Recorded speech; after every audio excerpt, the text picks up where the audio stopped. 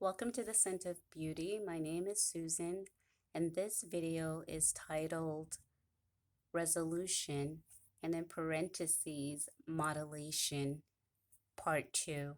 If you haven't listened to Part 1, please pause this video, listen to Part 1, and then come back and join us.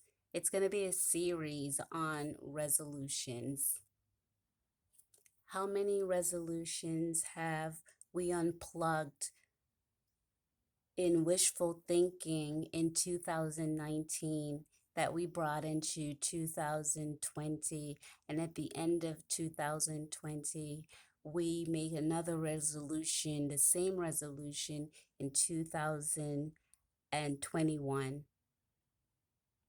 We carry these resolutions around from 1 week to 1 month, and then it goes into months. And finally, we find ourselves in a resting place in the same spot called invariable, never change. In the middle of the year, we have these halted resolutions that leaves us with disparaging feelings, thoughts about ourselves. We attempt to rectify an identifiable problem in the new year because we've been carrying these resolutions year to year with little to no advancement. In the last video, I touched upon the brain and the heart communication and the emotional response that helps us to feel that excitement of next year, that magical year. The resolution will come to pass. It will manifest. So we ask ourselves the following questions. Does vitality have the power to generate an aim? That's a question. Does wanting it, a resolution, unfeigned? Does, with all sincerity, does a genuine feeling have the force to finish? Adults begin their resolution logs on, say, December 26th. The new year holds the same magical, I call it miracle magic as Santa Claus. As the reindeers and Santa Claus head back to the North Pole, the adults pull out their papers and pens, hoping in the future that I am going to begins. Begin the journey into the new year, waiting for us to arrive. I'm going to go on a diet. I am going to go back to school. I'm going to start exercising. I'm going to start working on myself. I'm going to, what else? I'm going to find the perfect mate. I am going to, and individuals, you could fill in the blank for yourselves.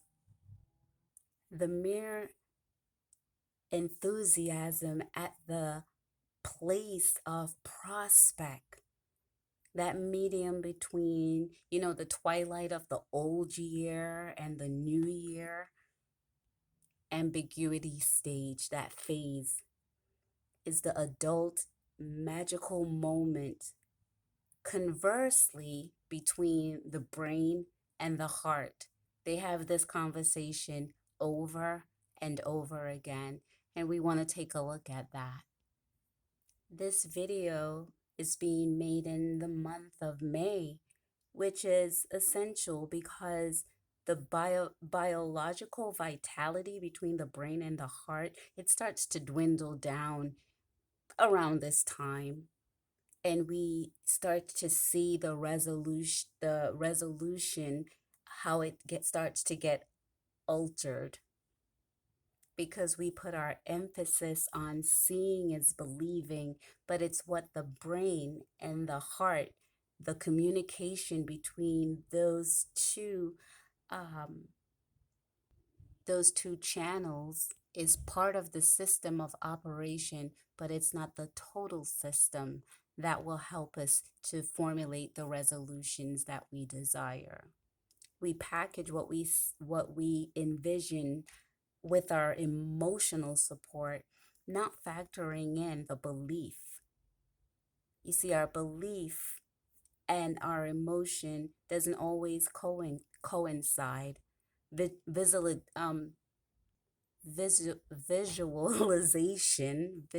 visualization and belief does not always jive.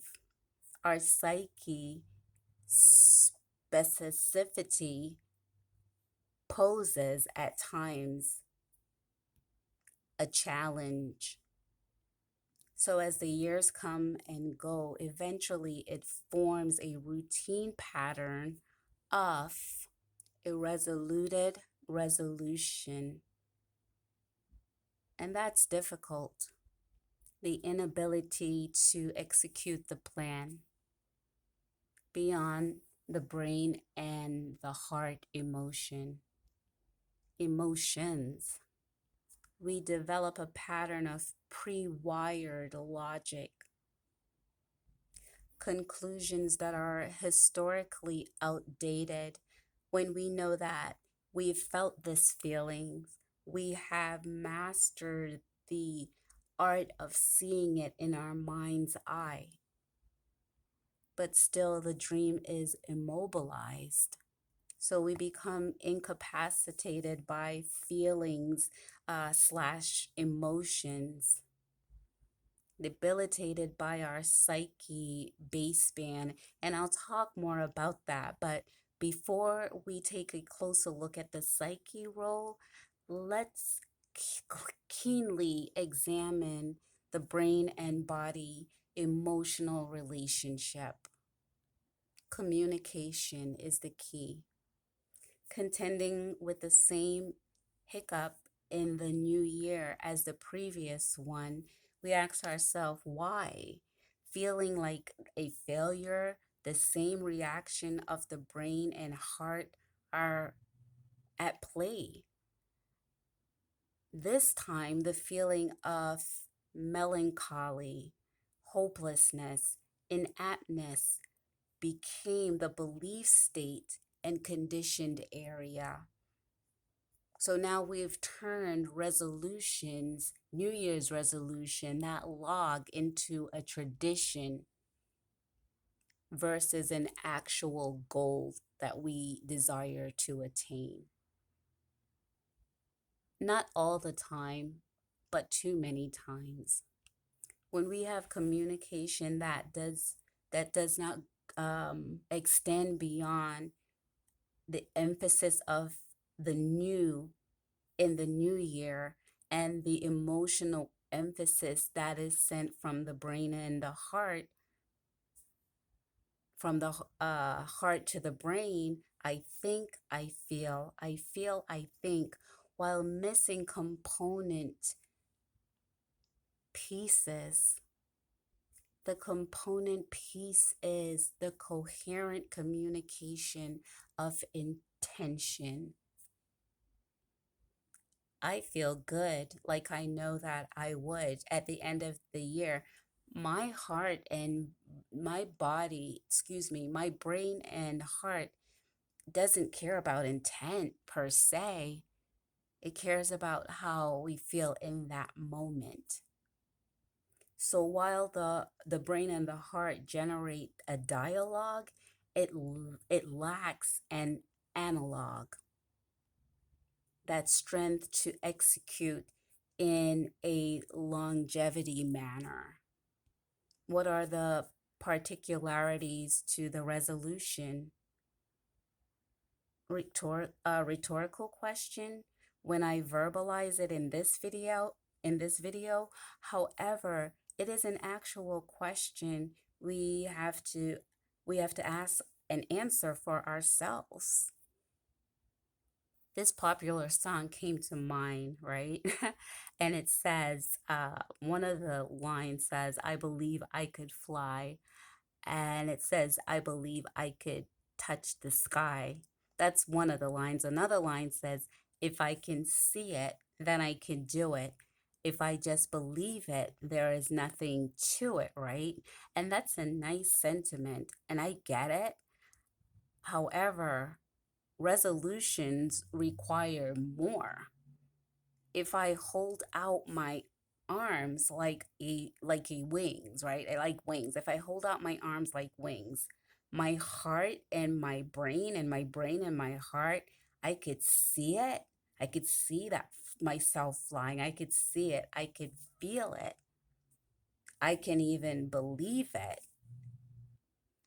But gravity refute that claim. There's a rebuttal to that statement because it's a misnomer.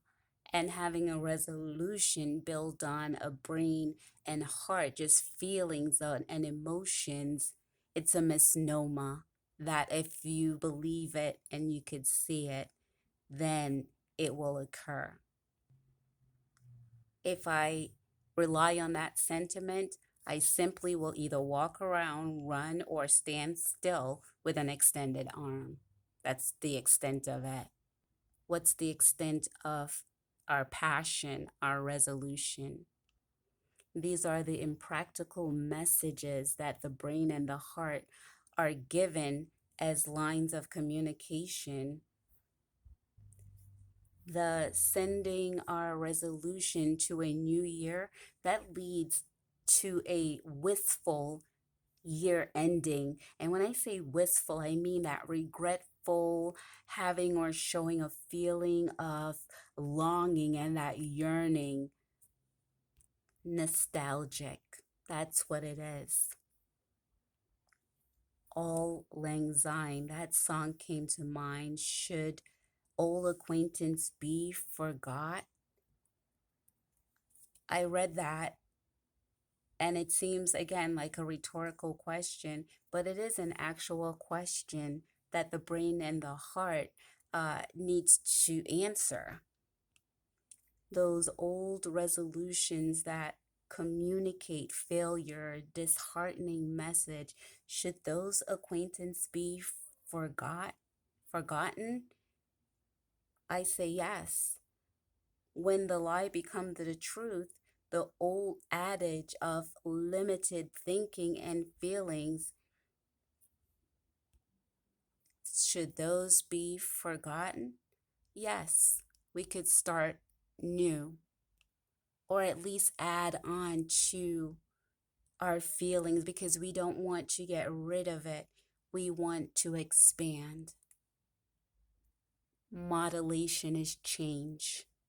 So we don't send resolution, we cultivate a plan of executing particularities, particular ways of communicating. See, good intention doesn't always create the best opportunities for our resolutions. The stress formulated from being prepared, or I should say, for not being prepared in particular ways, that weighs heavy on our hearts, and the energy starts to change between the brain and the heart. When we start to lose our inspiration, which is the breath of creativity, we enter the resolutions that we have, like we get, let me start over. When I am getting on a roller coaster, I hinge closer to it. I have my ticket at hand, and step by step, my heart and my brain, and then my brain and my heart starts to get increasingly emotional. There starts to I start to become dysregulated. And that's what happened with our resolutions. We start to become dysregulated emotionally because it's just a banter between the brain and the heart. Allostasis begins. That's when we become dysregulated internally. We start to move away and start to leave our homeostasis, that regulation. Our nervous system, our blood pressure starts to increase, agitation, because our resolutions lack the practicality.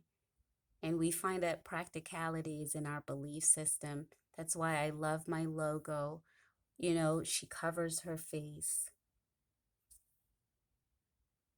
There's an introspect that we could take a look at the belief system about the resolution that we are trying to obtain. Does it match how I feel? That same excitement. In part 3, we're going to take a look at heart math, that institution that focuses on the relationship between the brain and the heart, because that's going to help us to generate the belief system that support our creativity, create that aspiration, help in the modulation state. Resolution, parentheses, modulation.